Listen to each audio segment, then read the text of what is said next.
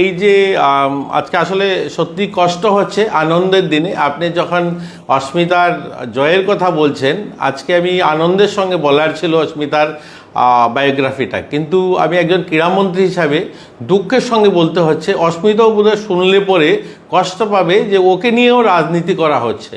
মানে একটা রাজনৈতিক দলের কতটুকু দেউলিয়াপন হতে পারে, তাদের যে সোশ্যাল পেজ, যেটা সেখানে সোশ্যাল পেজে পোস্ট করছে যে অস্মিতার মাকেও আমরা কর্মসংস্থানের ব্যবস্থা দিয়েছিলাম, অথচ অস্মিতার জন্ম হয়েছে 2003 সালে, আর অস্মিতার মাকে যে কর্মসংস্থানের কথা বলছে সেটা 2002 সালে, অর্থাৎ তার জন্মেরও 1 বছরের আগের থেকে টানাটানি করছে অস্মিতাকে নিয়ে। তাই আসলে কষ্ট হচ্ছে এই কথাগুলো বলতে। তারপরেও আমি বলছি, দেখুন অস্মিতা সেই বামফ্রন্টের আমলেই ছোটোবেলায় ছোট একটা বাচ্চা মেয়ে ক্লাস 4-এ যখন স্পোর্টস স্কুলে অ্যাডমিশন নেয়, সেভাবেই আমাদের স্পোর্টস স্কুলে অ্যাডমিশন নিয়েছে আমাদের বাধারঘাট স্থিত, সেটা বামফ্রন্টের আমলেই তার অ্যাডমিশন হয়েছে। কিন্তু তার যে যাত্রা শুরু হয়েছে, যে ভালো তার পারফরমেন্স যদি বলুন, সে এখানে আসার পর স্কুলস গেম যেগুলো আমাদের রাজ্যে হয়, সেই সমস্ত স্কুল গেমে আরও 10টা বাচ্চা যেভাবে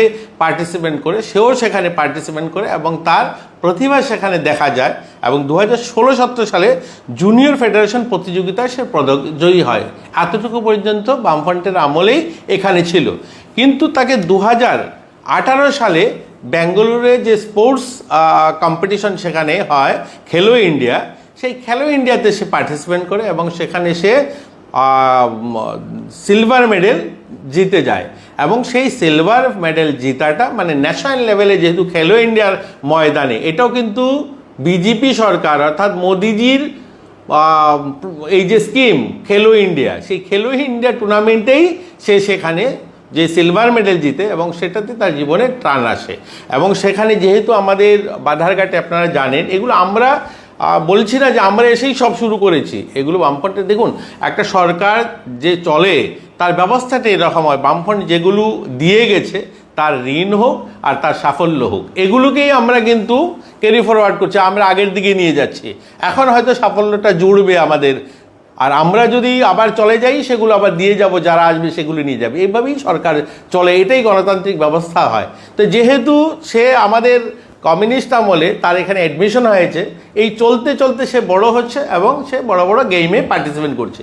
2018 সালে যখন সে সিলভার মেডেল জিতলো, তারপরে কী হয়েছে, আমাদের এই বাধারঘাটে খেলো ইন্ডিয়া যে আমাদের এক্সেলেন্স সেন্টার রয়েছে, অর্থাৎ সেখানে সাইর আমাদের যে স্পোর্টস অথরিটি অফ ইন্ডিয়ার এখানেও সেন্টার রয়েছে বাধারঘাটে।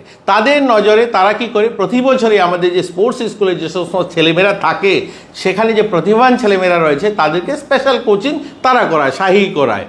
তো শাহি তারা দেখেছে ভালো একটা মেয়ে, তার প্রতিভা রয়েছে, তাকে তারা সেই সাই সেন্টার যেটা উড়িষ্যাতে, সেখানে তাকে শিফট করে নেয় এবং সেখানে সে অনেকগুলো টুর্নামেন্ট, তার পরবর্তী সময় সে 2019 সালে ভোপালের সেন্ট্রাল রিজিওনাল যে সেন্টার, সেখানে তার কোচিং শুরু হয়। তো এই কোচিংটা কি, আজকে সেটা কোনো রাজ্যের থেকে বেরিয়ে যাওয়া নয়, রাজ্য সরকারে তাকে আরও বেশি ভালো করে তার যে মানে আজকে ভালো ছেলে মেয়েরা কোথায়, আজকে ধরুন ইউপিএসসি করবে, তো তাকে কোথায় কোচিংয়ের জন্য যাবে, ভালো শহরে যাবে, দিল্লিতে যাবে, কেউ ব্যাঙ্গালোরে যাবে, কেউ কটকে যাবে, তারা সেখানে গিয়ে ট্রেনিং নেবে। এরকমই খেলাধুলার জন্য যেহেতু ভোপালে ভালো সেন্টার রয়েছে শাহির, তারা তাকে সেখানে শিফট করেছে, সেখানে সে গিয়ে তার উন্নত প্রশিক্ষণ নিচ্ছে।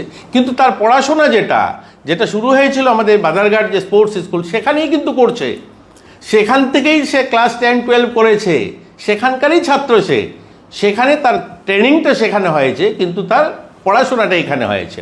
পরবর্তী সময় 2021-22 সালে তিনি যে ক্যাডেট এশিয়ান চ্যাম্পিয়নশিপ, সেখানেও সে আপনার চ্যাম্পিয়নশিপে জয় হয় এবং সেই ধীরে ধীরে সে কর্মশালী। 2023 সালে ভোপালে প্রশিক্ষণের অবস্থায় কিন্তু ওই মানে এই যে স্পোর্টস পলিসি, আমরা উত্তরপ্রদেশ গভর্নমেন্ট দেখুন তাকে চাকরি দিয়েছে, এর মানে এই নয় যে আমাদের রাজ্যে হতো না। দেখুন এর আগে দীপা কর্মকারকে ওনারা চাকরি দিয়েছেন পিআইতে, দীপা কর্মকারকে পিআই চাকরি দিয়েছেন কোনো পলিসির আন্ডারে নয়, একজনকে স্পেশাল ক্যাটাগরিতে তারা চাকরিতে দিয়েছে। আজকে আমরা পলিসি তৈরি করছি যে প্রত্যেকের জন্য চাকরি পায়। আপনারা জানেন আমাদের রাজ্যে পিআই ইন্টারভিউ চলছে, কথা প্রসঙ্গে এগুলো আসে, পিআই ইন্টারভিউ চলছে, আমরা ইন্টারভিউতে পলিসি করে দিয়েছি যে যারা খেলাধুলায় অংশগ্রহণ করেছে, যারা আমাদের রাজ্যে গোল্ড মেডেলিস্ট বা সিলভার মেডেল যারা পেয়েছে বা ন্যাশনাল লেভেলে যারা খেলাধুলায় অংশগ্রহণ করেছে, তারাই ইন্টারভিউতে বসতে পারবে। এই পলিসি আমরা লাগু করেছি। তখন হয়তো স্পেশাল ক্যাটাগরিতে একজনকে একটা চাকরি দিয়েছে।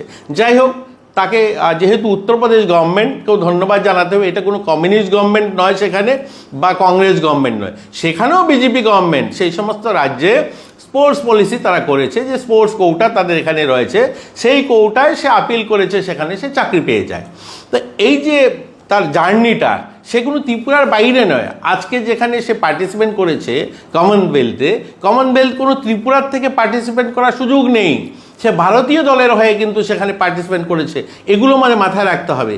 এই কয়েকদিন আগে আমাদের দীপা কর্মকার গিয়েছে, সারা দেশের যারা জিমন্যাস্টিয়ান তাদেরকে নিয়ে চায়নাতে গিয়েছে, অর্থাৎ ভারতীয় দলের নেতৃত্ব হয়ে গেছে, সে ত্রিপুরার হয়ে নেতৃত্ব দিতে যায়নি। দীপা কর্মকার অলিম্পিকে মেডেল জিতেছেন, সেখানে 4th পজিশন হয়েছেন, সেটাও ভারতের হয়ে তিনি খেলেছেন, সেখানে ত্রিপুরার হয়ে। হ্যাঁ, আমরা গর্ববোধ করি ত্রিপুরার মেয়ে হিসাবে, ত্রিপুরাতে তার প্রশিক্ষণ হয়েছে, কিন্তু তার স্পেশালাইজ যে প্রশিক্ষণ সেগুলো কিন্তু ভারতীয় যে আমাদের শাহী বা আমাদের যে স্পোর্টস অথরিটি অফ ইন্ডিয়া তারা করিয়েছে। আমার আজও মনে আছে, আমাদের এখানে সর্বানন্দ সোনোয়াল যখন এই অলিম্পিকটা হবে, অলিম্পিকের আগে ত্রিপুরাতে ক্রীড়ামন্ত্রী 2015 সালে বোধহয় সম্ভবত, বা 2014 শেষ দিকে, এখানে সর্বানন্দ সোনোয়াল তখন ক্রীড়ামন্ত্রী, রাষ্ট্রীয় অর্থাৎ কেন্দ্রীয় ক্রীড়ামন্ত্রী, তিনি এখানে এসেছিলেন। এই এয়ারপোর্টেরই লঞ্চে বসে তিনি দীপা কর্মকারকে বলেছেন, তুমি আমার অফিসে আসো, আমি সে সব ব্যবস্থা করব। ভারত সরকার না চাইলে সে সেখানে অলিম্পিকে পার্টিসিপেট করতে পারতো না। ভারত সরকার এবং অলিম্পিক অ্যাসোসিয়েশন, আমাদের দেশের যে আমাদের সেন্ট্রাল যেটা কেন্দ্রীয় অলিম্পিক অ্যাসোসিয়েশন, তারা না চাইলে কি পার্টিসিপেট করা সম্ভব ছিল? সম্ভব ছিল না। অর্থাৎ এই মোদি গভর্নমেন্টের আমলেই মোদি গভর্নমেন্টের ক্রীড়ামন্ত্রীই, দেশের ক্রীড়ামন্ত্রীই চেয়েছেন, তখনকার সরকার চেয়েছে যে দীপা কর্মকার পার্টিসিপেট করুক। আজকে যিনি অস্মিতাকে নিয়ে আমরা কথা বলছি, অস্মিতাকেও ভারত সরকার, ভারতের যে ক্রীড়া সংস্থা, তারা সেখানে তাকে প্রতিনিধিত্ব করার সুযোগ দিয়েছে, তাকে সেখানে তারা নিয়ে গেছে, আজকে শাহী সেন্টার তাকে ট্রেনিং করিয়েছে। তো এর জন্য সে যে ত্রিপুরার কোনো অবদান নেই এরকম নয়। ত্রিপুরাতে ক্লাস 4 থেকে সে 12 অবধি এখানেই তার শিক্ষার মানে যে শিক্ষার ইয়েটা নিয়েছে। সে স্পেশাল কোচিংয়ের জন্য এখনও তো অনেকেই গিয়েছে, তো তাদের কি কেউ বলবেন? প্রতিষ্ঠা সামন্ত আপনারা জানেন যে আমাদের এখানেই ছিল, তো প্রতিষ্ঠা সামন্ত আমাদের এখানে প্রশিক্ষণ নিয়েছে, ভারত রেলও বলেছে আমাদেরকে দিয়ে দিন, আমরা আরও উন্নত প্রশিক্ষণের জন্য ব্যবস্থা করব, গিয়েছে। আমরা ফেডারেল স্ট্রাকচারের দেশ, এটা আমরা ছোট ছোট ছোট ছোট রাজ্য মিলে আমাদের ভারত। আমরা এইভাবে কেন ভাবি যে ত্রিপুরা বোধহয় আলাদা ভারত থেকে? আজকে ভারতের হয়েই প্রতিনিধিত্ব করেছে, তার জন্য আমরা সকলে গর্ব করছি, সবাই আমরা তাকে শুভেচ্ছা জানিয়েছি। আমরা খুব শীঘ্রই সে আসুক। এরপরেও আমি আপনাকে বলি, প্রতি বছর আমরা যখন ক্রীড়া দিবস পালন করি, জাতীয় ক্রীড়া দিবস, আমরা 2025-এ, আমার ফেসবুক যারা ফলোয়ার আছেন তারা দেখবেন, 2025-এও আমরা এই বাধারঘাটে যখন আমরা উৎসবটা মানিয়েছি, ন্যাশনাল আন্তর্রাষ্ট্রীয় যে ক্রীড়া দিবস মানিয়েছি, সেখানে অস্মিতা উপস্থিত ছিল, সেখানে তাকে আমরা সম্বর্ধনা দিয়েছি, সেখানে যা যা করণীয় একটা রাজ্য সরকারের তরফ থেকে সমস্ত কিছু করা হয়েছে। এছাড়াও আমি যদি আপনাকে বলতে চাই, আজকে ক্রীড়াতে যেগুলো কোনোদিন আমরা ভাবিও নি, হয়তো একটা স্পেশাল কেস, দীপা কর্মকার জিতেছেন, ওনাকে পিআই চাকরি দিয়েছেন, এটা নিয়ে তারা সোশ্যাল মিডিয়া পেজে অনেক লেখালেখি করছেন। আমাদের গভর্নমেন্ট এসে যারা খেলোয়াড়রা আছে তাদেরকে ফাইন্যান্সিয়ালি সাপোর্ট করা, সেগুলো আমরা শুরু করেছি। আজ মুখ্যমন্ত্রী প্রতিভাশালী পুরস্কার, যারা গোল্ড মেডেল জিতছে, যারা সিলভার জিতছে, যাদেরকে ব্রোঞ্জ জিতছে, তাদেরকে আর্থিকভাবে সাপোর্ট করা, যারা খেলাধুলায় অংশগ্রহণ করছে তাদেরকে ফাইন্যান্সিয়ালি সাপোর্ট করা, বা পরিকাঠামোগতভাবে দেখুন আজ পরিবর্তন হয়েছে।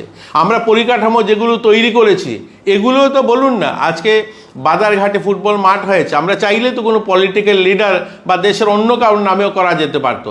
আমরা সেখানে প্রতুল ভট্টাচার্যের নামেই ফুটবল মাঠ করেছি, কারণ আমরা খেলাধুলাটাকে ভালোবাসি, তিনি খেলার মাঠে প্রাণ দিয়েছেন, তার জন্য প্রতুল ভট্টাচার্যের নামে করছে।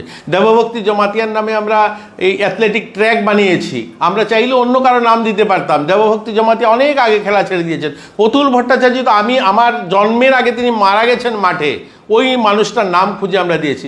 মধুসূদন সাহা কোচ ছিলেন, ওনার নামে আমরা যুব আবাস তৈরি করেছি। অসংখ্য অগণিত মানুষ যারা আমাদের স্বদেশপ্রিয় নন্দী, আমাদের রাজ্যের কোচ ছিলেন তিনি, উনার নামে আমরা আজ তৈরি করেছি আমাদের হকি মাঠ। এরকম অসংখ্য অগণিত স্কিম আমাদের গভর্নমেন্ট এসে চালু করেছে। আমরা